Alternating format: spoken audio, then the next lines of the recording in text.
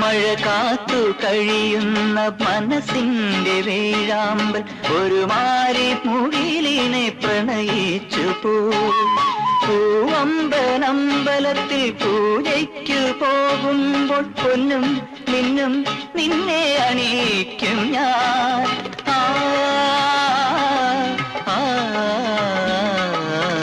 വാനിടം മംഗളമാലപിക്കേ ഓമനേ നിന്നെ ഞാൻ സ്വന്തമാക്കും.